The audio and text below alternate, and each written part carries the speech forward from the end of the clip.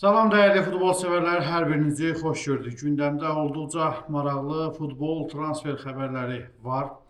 Məncə sona qədər videonu izləməyə dəyər. Belə ki, Qarabağ komandasının loqosunu ekranda görürsünüzsə, deməli Qarabağdan da ayrılıq və transfer xəbərləri var. Həmçinin Avrokuboklardan və Dünya Çempionatından da sizlərə xəbər verəcəyik. Anonslara çox da vaxt itirmək istəmirəm. Sizlər videonu bəyənin, şərhlər bölümündə mütləq fikirlərinizi yazın. Kanala abunə deyilsinizsə, abunə olub bildirişləri açıq tutun. Mən isə bu maraqlı məlumatları sizin nəzərinizə çatdırım. Değerli izleyiciler, bildiğiniz kimi Tüylər balamızı bir neçə aydır ulserativ kolit xəstəliyinə müalicə etdiririk. Bağırsağındakı sancılar təbii ki dözülməzdir. Məcbur olub paylaşırıq. Halımızdan anlayıb dəstək olan, dua edən hər kəsə təşəkkür edirəm. Ümid edirəm ki bizi başa düşəcəksiniz, dəstəyinizi əsirgəməyəcəksiniz. Allah heç kimə bizim kimi çarəsizlik nəsib eləməsin. Kömək olan, olmayan hər kəsə ancaq xoşbəxtlik arzu edirəm. Biz də təbii ki balamızı xilas eləmək istəyirik. Ona görə sizdən maksimum şəkildə dəstək olmağı rica edirəm. Ümid edirəm ki harayımıza səs verəcəksiniz, dəstək olacaqsınız, dua edəcəksiniz. Öncədən hər birinizə təşəkkür edirəm. Təəssüf ki kömək istəmək məcburiyyətindəyik. Bir valideyn kimi nə qədər çətindir, bunu sözlə ifadə eləmək olmaz. Ümid edirəm ki, anlayış göstərib bizi üzürlü sayacaqsınız. Sizi narahat edirik təbii ki. Heç kimin təbii ki borcu yoxdur bizə kömək eləmək üçün, amma Allah rızası üçün dəstək olmağı, anlayış göstərməyi rica edirəm. Yəni paylaşırıq, dəstək olanlar olmur. Ümid edirəm ki, bizi bu dar günümüzdə tək qoymayacaqsınız. Öncədən hər birinizə təşəkkür edirəm. Allah heç kimə belə çətinlik yaşatmasın. İndi isə xəbərlərə keçid alıram. Dəyərli izləyicilər, bir qədər öncə məlumat verdiyim kimi Qarabağ komandasından çoxsaylı ayrılıq və yeni transfer xəbərləri olacaq. Belə ki, Qarabağ rəhbərliyi transferlərin həyata keçirilməsi üçün yenidən transfer büdcəsinə əlavələr edib və əlavə olaraq 5 milyon manat ayrılıb. Bu rəqəmin bir qədər də böyüdülməsi gözlənilir. Hər şey Qurban Qurbanovun verəcəyi qərarlardan asılı olacaq. Baş məşqçinin bəyənəcəyi futbolçunun sayı çox olarsa, rəhbərlik də dəstəyini əsirgəməyəcək və Qurban Qurbanov üçün bu mövzuda yaşıl işıq yandırılıb deyilir. İdarə heyəti bilirsiniz yaxın günlərdə toplanmışdı və həmin toplantıda aldığımız məlumata görə Qurban Qurbanov iclasda çıxışı zamanı bir sıra məsələlərə toxunub. O qış fasiləsində çox futbolçuların sərfəli təklif aldıqlarını, yayda isə onların 6-7-si ilə yolların ayrılacağını rəhbərliyə çatdırıb. Həmçinin onların yola salınan futbolçular qədər ən azı transferin reallaşdırmasının vacibliyini vurğulayıb və ona görə də rəhbərlik əlavə olaraq 5 milyon manat transfer üçün əlavə pul ayırıb və lazım olarsa daha da çox miqdarda transferin reallaşdırmasına dəstək verəcəklərini bildiriblər.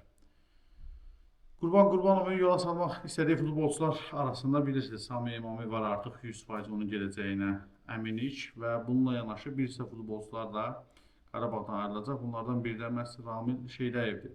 Ramil Şeydəyev Qarabağdan ayrılsa da Azərbaycanı deyəsən tərk etməyəcək, çünki Şəfaq komandası onun xidmətində maraqlıdır. Hansı ki, Şəfaq komandası hal-hazırda Azərbaycanda 1-ci liqada çıxış edir və onun Premyer Liqaya yüksəlmək şansı çox yüksəkdir və çox güman ki, növbəti mövsüm onu Premyer Liqada görəcəyik dəyərli dostlar Şəfaq komandasını və onlar Premyer Liqa üçün artıq heyət formalaşırlar və daha çox yerli futbolçulara üstünlük vermək istəyirlər.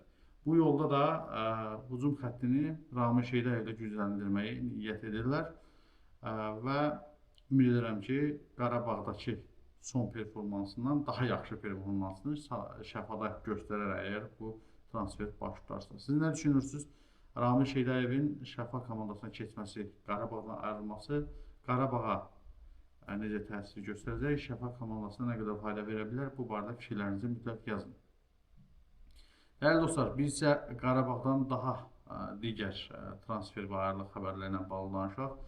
Belə ki, Kevin Medinaya Səudi Ərəbistandan, Türkiyədən və Avropadan bir ölkədən təklif gəldiyi bildirilir və bildirilir ki, Kevin Medina artıq bu mövzuda rəhbərliklə müəyyən danışıqlar aparıb. O nə gedəcəyi, nə qalacaqla bağlı bir fikir söyləməsə də, hər halda rəhbərliyin fikrini alıb ki, yəni belə bir təkliflər var, mən yayda bunu dəyərləndirmək istəyirəm. Necə baxırsınız? Amma Qarabağ komandası Kevin Medinanı buraxmaq istəmir, çünki hal-hazırda müdafiə xəttində çox ciddi problemlər var, xüsusilə müdafiənin mərkəzində Bəhlul Mustafazadənin zərəri olması, Sami Emaminin onsuz da belə icari müqaviləsi başa çatır. Digər tərəfdən də onsuz da əvəzedici heyətə göndərilmişdi. Qarabağ komandası uzun müddətdir ki, mərkəz müdafiəçi axtarır, amma tapa bilmir. Digər tərəfdən Bədavi Hüseynov da artıq karyerasını başa vurur və ona görə də mərkəz müdafiəçisi Qarabağ üçün çox vacibdir. Kevin Medinanın gedişində müdafiə xəttində ciddi problemlər yarana bilər. Tank ləqəbli bu futbolçunun Qarabağdan getməsini yoxsa qalmasını istəyirsiniz? Bu barədə siz də öz fikirlərinizi yazın. Dəyərli izləyicilər, Qarabağ komandası Sabahın futbolçusu Veliko Simici transfer etmək istəyir. Əslində Sabahda icarə əsasında çıxış edir bu futbolçu və ay yarımdan sonra icarə müqaviləsi başa çatır. O Türkiyənin Sivasspor komandasına məxsus futbolçudur. Qarabağ komandası artıq onun transferi ilə məşğuldur və transfer qiymətini maraqlanırlar. Aldığımız məlumata görə Sivasspor komandası bu futbolçu üçün 2 milyon qiymət oxuyub, amma çox güman ki, bu 500-600 minə qədər düşəcək. Yəni ilkin variant sadəcə 2 milyondur. Hal-hazırda Azərbaycan Premyer Liqasında Julian Mikkelsdən sonra ən çox qol vuran futbolçudur Simic, dəyərli dostlar. Və Qurban Qurbanov onu Qarabağın düşərgəsində görmək istəyir. Doğrudan da özünü çox yaxşı tərəfdən göstərdi. Xüsusilə sol cinahda Puxaçla müdafiədən hansı ki Puxaç hücuma qoşulanda Maluda Simic Puxaç üçlüyü möhtəşəm təsir bağışlayırdı. Abdullah Zubirin gedişi əgər baş tutarsa, o zaman Simic sol cinahda Elvin Cəfərquliyevlə Johnny Montiel, Elvin Cəfərquliyev, Simic üçlüyü möhtəşəm belə deyək, nəticə əldə etmək olar o zonada. Ona görə düşünürəm ki, Qurban Qurbanov əslində düzgün yoldadır. Amma digər tərəfdən bu hal-hazırda Sabah komandası da məhz Simici transfer etmək istəyir bir dəfəlik. Qarabağın Sivassporda təklif göndərməyi məncə onun qiymətini artıracaq ki, bu da Sabah üçün yaxşı olmaz və məncə düzgün hərəkət deyil. Siz nə düşünürsünüz bu barədə? Fikirlərinizi yazın. Sizcə Simic Sabahda qalmalıdır, yoxsa Qarabağa gəlməlidir, yoxsa ümumiyyətlə Sivasspora qayıtmalıdır? Bu barədə fikirləriniz maraqlıdır. Qaldı ki, Qarabağ komandasının artıq demək olar ki, rəsmiləşmək üzrə olan transferlərdən biri Jali Muaddibdir, hansı ki, bu futbolçu Abdullah Zubirin həmvətənidir, Mərakeş əsilli futbolçudur. Abdullah Zubir kimi o da Fransa vətəndaşıdır və Fransanın 19 yaşlarına ibarət milli komandasında da çıxış edib. Düzdür, Abdullah Zubir kimi zəngin karyerası olmasa da düşünürəm ki, hal-hazırdakı Abdullah Zubirdən daha yaxşı təsir bağışlaya bilər Qarabağın düşərgəsində. Siz nə düşünürsünüz? Jali Muaddib 25 yaşlı bu futbolçu Qarabağa gəlsinmi? Qeyd edim ki, Jali Muaddibin hal-hazırda transfer dəyəri cəmi 375 mindir və onun müqaviləsi başa çatır yayda və yayda müqaviləsi başa çatan kimi mayın 31-də başa çatır, iyunun 1-də o Qarabağa gəlməlidir. Sol cinah vingeridir, sağ cinah vingeri və alternativ hücumçu kimi də çıxış edə bilir. 1 m 81 cm boyu var. Fransanın Lens şəhərində doğulmuş Mərakeş əsilli futbolçudur. Bir qədər öncə bunu da sizin nəzərinizə çatdırdım. Hal-hazırda icarə əsasında Omon Aradipo Kipr klubunda çıxış edir. Ümid edək ki, komandaya böyük fayda verəcək. Amma mən düşünürəm ki, Qarabağ komandası artıq daha potensiallı, daha professional futbolçular transfer etməlidir. Artıq o vaxtdır. Komanda daha da güclənməlidir. Və Abdullah Zubirdən söhbət düşmüşkən, Abdullah Zubir də bildiyiniz kimi Əl-Şahaniyyə klubunun hədəfindədir. Qətər komandası ilkin razılıqla hətta əldə olunub. Amma Zubirin Əl-Şahaniyyə keçib-keçməyəcəyi tam bilirsiniz nə vaxt bəlli olacaq. Bu ayın 28-sində Əl-Şahaniyyə ölkə çempionatının son oyunu keçəcək və həmin gün Abdullah Zubirin meneceri ilə klubun deməli menecerləri görüşəcəklər və son qərar həmin gün veriləcək. Əgər Şahaniyə Qətər liqasında qala bilsə, o zaman Abdullah Zubir'in transferi başlayacaq və Abdullah Zubir illik 1,5 milyon avro maaş alacaq. Yox, əgər Şahaniyə komandası 2-ci liqaya düşsə, o zaman qərar düşür Abdullah Zubir'in üzərinə. Abdullah Zubir əgər pulu seçib Qətər 2-ci liqasına çıxış etməyə gedəcəksə, o başqa məsələ. Amma məncə hələ bir ildə Qarabağda qalıb, Avrokuboklara çıxış edib daha yaxşı təklifi gözləməyi seçəcək. Amma hər halda həmin gün qərar bilinəcək və 28-i mən sizə bu qərarda mütləq çatdıracağam. Ona görə də izləmədə qalın kanalı. Və keçək, dəyərli dostlar, hal-hazırda ekranda görürsünüz, Qarabağ komandası sabahla qarşı-qarşıya gələcək. Azərbaycan çempionatında çox vacib qarşılaşmadır, həll edici qarşılaşmadır. Qeyd edim ki,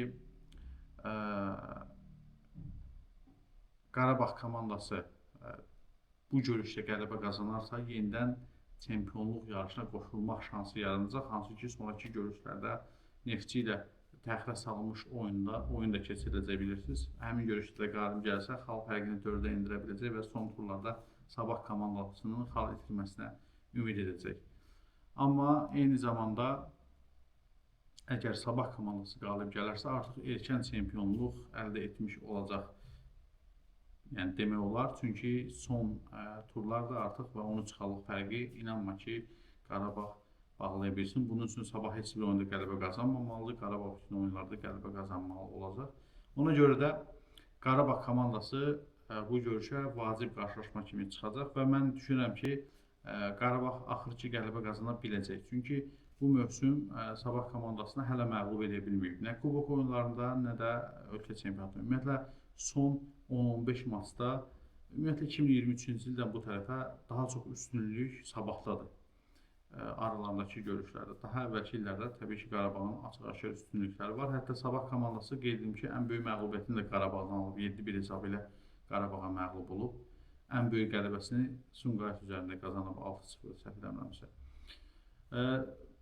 Və Sabah komandası ilə ayın 18-də qarşılaşacaq çempionatda, ayın 22-sində isə Azərbaycan kubokunda Sabahın meydanında bu dəfə qarşılaşacaqlar. Onda çox önəmli bir nəticə olar ki, məsələn, Qarabağ komandası bu dəfə də qələbə qazana bilməsə, yəni ayın 22-sində qələbə qazanmasa və kubokda finala Sabah komandası çıxsa, Qarabağ bu il titulsuz qala bilər. Ona görə də Qarabağ üçün çox vacib maçdır. Avropa liqasına getmək üçün və eyni zamanda sezonu, belə deyək, mövsümü titulla başa vurmaq baxımından. Kubokun ilk maçı 2-2 hesabı ilə başa çatıb Qarabağın meydanında, cavab görüşü Sabahın meydanında keçiriləcək ayın 20-si və həmin görüşdə Sabah komandasının meydanında keçiriləcək görüşdə görüş üçün artıq 3000 bilet satılıb. Qeyd edim ki, həmin stadion Bank Respublika stadionu adlanır. Masazırdakı bu stadion 8700 azarkeşdir ki, onun artıq 3000'i satılıb indidir. Və çox maraqlı bir qarşılaşma gözləyir, çünki çox həll edici maç olacaq. Ümid edirəm ki, bu stadion tam ağzına qədər belə deyək olacaq və möhtəşəm bir qarşılaşma izləmiş olacaq. Və oyunu Elçin Məsiyevə tapşırırlar. Bu məsuliyyətli oyunu FIFA referisi Elçin Məsiyev idarə edəcək. Dəyərli dostlar, siz nə düşünürsünüz? Bu görüşdə kim qalib gələcək? Qarabağ yoxsa Sabah? Bu çempionat oyunundan söhbət gedir və kubok oyununda, Sabah-Qarabağ oyununda kim qalib gələcək? Sabah yoxsa Qarabağ? Bu barədə fikirlərinizi yazın gəlsin. Və Çempionlar Liqasında bilirsiniz, artıq yarım finalçılar bəlli oldu. Təəssüf ki, İspaniya nəhənglərinə sözün məcazi mənasında torba tikdilər. Həm Barcelona'ya, həm Real Madrid'ə qarşı çox sayıda haqsızlıqlar və onlar növbəti mərhələdə təəssüf ki, yüksələnmədilər və mən əminliklə deyə bilərəm ki, çox sayıda izləyicilər üçün artıq Çempionlar Liqası bir qədər marağını itirdi. Amma onda sizin nəzərinizə çatdırmalıyam ki, yarım finalda PSG, Bavariya cütü və Atletico Madrid, Arsenal cütləri qarşı-qarşıya gələcəklər. Oyun tarixlərini ekranda görürsünüz. İlk oyunlar 28-29 aprel tarixində saat 23:00-da keçiriləcək. Cavab görüşləri 5-6 may tarixində saat 23:00-da baş tutacaq. İlk öncə PSG Bavariyanı 28 apreldə qonaq edəcək, 29 apreldə isə Atletico Madrid Arsenalı qonaq edəcək. Cavab görüşlərində isə 5 mayda Arsenal Atleticonu, 6 mayda isə Bavariya PSG-ni sınağa çəkəcək və bu görüşlərin nəticələrindən asılı olaraq finala çıxan komandalar bəlli olacaq. Sizcə Çempionlar Liqasını bu 4 komandadan hansı qazanacaq? PSG, Bayern Münhen, Atletico Madrid yoxsa Arsenal? Mənim fikrimcə Çempionlar Liqasını PSG qazanmalıdır, amma Arsenal komandası üçün sanki yol açırlar, qarşısındakı bütün maneələri təmizləyirlər, püşkatma onların üzünə güldü, çox asan rəqiblər düşdü. Yalnız Barcelona əgər Atletikonu keçsəydi, çox çətin rəqib olacaqdı ki, Barcelona edə biləcək. Torba tikdilər, Atletico Madridə məğlub elədilər onu və qırmızı vərəqələrlə və sanki Arsenal üçün yol açmağa çalışırlar və favorit kimi də Arsenalı göstərirlər. Qeyd edim ki, Arsenal komandası yarandığı gündən bu günə Çempionlar Liqasını bir dəfə də qazana bilməyib. İlk dəfə 140 illik tarixində ilk dəfə Çempionlar Liqasını qazana bilər. Elə Arteta da bax, Arsenalın baş məşqçisi də onu vurğulayıb, deyib ki, biz 140 illik tariximizdə bacarmadığımızı indi bacarmaq istəyirik və Çempionlar Liqasının qalibi olmaq istəyirik. Sizcə Arsenal bunu bacaracaqmı, yoxsa hansı komanda qalib olacaq? Bir çox mütəxəssislər Bavariyanın, Bayern Münhenin qalib olacağını, mən və mənimlə yanaşı bir sıra mütəxəssislər isə PSG-nin çempion olacağını düşünürlər. Eyni zamanda Arsenalın çempionluq şanslarının yüksək olduğunu düşünən çoxlu mütəxəssislər var. Atletico Madridin də artıq bir 20% şansının olduğu deyilir. Siz də fikirlərinizi yazın. Sizcə hansı komandanın daha çox şansı var Çempionlar Liqasının qalibi olması üçün? Avropa Liqasında isə bugün müxtəlif qarşılaşmalar başlayacaq. Daha dəqiq desək 4 qarşılaşma başlayacaq və bu qarşılaşmalarda deməli Celta Freiburgla, Aston Villa Bologna ilə, Nottingham Forest Porto ilə, Betis isə Braga ilə qarşı-qarşıya gələcək. İlk görüşdə Freiburg Celtanı 3-0 hesabı ilə məğlub etmişdi. Bologna öz meydanında Aston Villa'ya 3-1 hesabı ilə məğlub olmuşdur. Digər iki görüşdə, yəni Nottingham Porto və daha doğrusu Porto Nottingham və Braga Betis görüşlərində isə bir-birlik bərabərliklər qeydə alınmışdı dəyərli dostlar. Bugün həmçinin Konferans Liqasında da yarımfinalçılar bəlli olacaq. Konferans Liqasında da 4 qarşılaşma bugün baş tutacaq və qeyd edim ki, ilk oyunda 3-0 hesabı ilə qələbə qazanan Şaxtyor komandası bugün Azalxmarın qonağıdır 20:45-də. Digər oyunlar isə 23:00-da başlayacaq. Hansı ki, Fiorentina Crystal Palace deməli qonaq edəcək. İlk görüşdə Crystal Palace'ın 3-0'lıq qələbəsi qeydə alınıb. AEK öz meydanda Rayo Vallecano'ya qalib gəlməyə çalışacaq. İlk oyunda böyük hesabla 3-0 hesabı ilə məğlub olub. Fransanın Strasbourg komandası isə Almaniyanın Mainz komandasını qonaq edir və ilk oyunda 2-0 hesabı ilə Almanların qələbəsi qeydə alınıb. Təbii ki, çox çətin olacaq geri dönüş etmək və bu arada bəzi oyunlar televiziyalar vasitəsilə canlı yayımlanacaq. Deməli, CBC Sport kanalı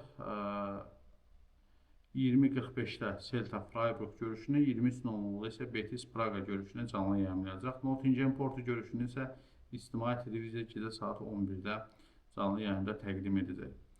Və bu arada bir xəbər də sizin nəzərinizə çatdırım. İran millisi dünya çempionatında iştirak edəcək. Müəmmalı idi onların dünya çempionatında iştirak edib etməməsi. Çünki Amerikada keçirilirdi və İranla hal-hazırda vəziyyət bilirsiniz nə yerdədir. İran millisi hətta daha əvvəl İranın İdman Nazirliyi bildirmişdi ki, milli komanda orada iştirak etməyəcək. Amma futbolçular orada dünya çempionatında iştirak etmək istəyirlər. Çünki çətinliklə dünya çempionatında vəsiqə qazanırlar və FIFA'dan verilən açıqlamada bildirilir ki, İran millisi dünya çempionatında iştirak edəcək. Özdə onu da sizin nəzərinizə çatdırım ki, qrup mərhələsinin oyunları, İran millisinin bütün qrup mərhələsinin oyunları, yəni 4 oyun hamısı Amerika Birləşmiş Ştatlarında keçiriləcək ki, bunun yerinin dəyişdirilməsinə bağlı təklif irəli sürülsə də FIFA bunu qəbul eləməyib və yarış oyunlar, İran millisinin oyunları elə Amerikada keçiriləcək. Maraqlı olacaq. Məncə çox əzmkar mübarizə göstərəcək İran millisi. Siz nə düşünürsünüz bu barədə fikirlərinizi yazın. Mən isə bu xəbəri son xəbər kimi sizin nəzərinizə çatdırdım. Ekranda gördüyünüz videolardan birini seçib izləməyi mütləq tövsiyə edirəm. Kanala abunə deyilsinizsə, abunə ol, bildirişləri açıq tutun və hələ də şərhlərinizi yazmamışsınızsa, videoya pauza verin, şərhlərinizi yazın və eyni zamanda dostlarınızla paylaşmağı da unutmayın. Hələlik növbəti videoda görüşmək ümidi ilə.